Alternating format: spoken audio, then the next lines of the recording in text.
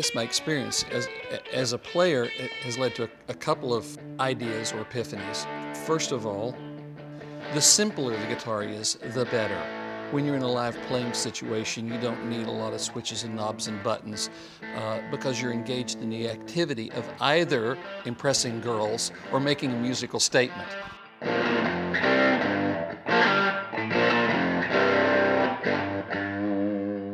A guitar in a live situation actually needs to disappear. So the more natural the instrument feels in your hands, the more natural that it hangs if you have a strap on with it, those are really fundamental things that contribute to design. We were in the repair shop business, and so what we would see is guys come in, buy a brand new instrument and bring it in and say, well, can you change the frets and change the pickups and, you know, change all of these parts on it. And so we had this history of taking brand new instruments and essentially rebuilding them, and the idea came about, well, why don't we just take all of those features and build that guitar?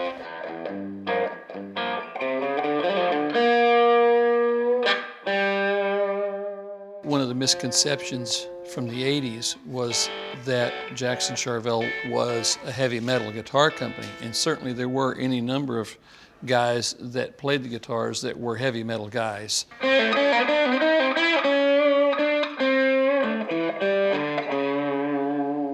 But we also made guitars for a lot of jazz fusion kind of guys, Alan Holdsworth, Steve Kahn, Bill Connors.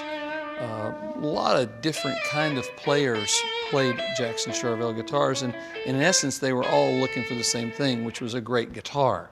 Because of my history of playing, even though I was a little older than the guys that were coming along in the early 80s and who became big stars, certainly I understood the kinds of situations that they were going to be put in and the demands that were going to be made on them. And so regardless of how outrageous the artwork was or changes that they wanted made in the design of the instrument, I had a fundamental feeling for how it was that the instrument should be, so that they could, as a workman doing a job, go perform the job that was their livelihood.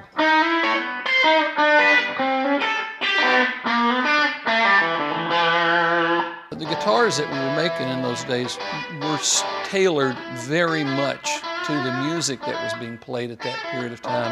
And so what we were providing was really tailor-made for these kinds of artists, the high-performance guitar players.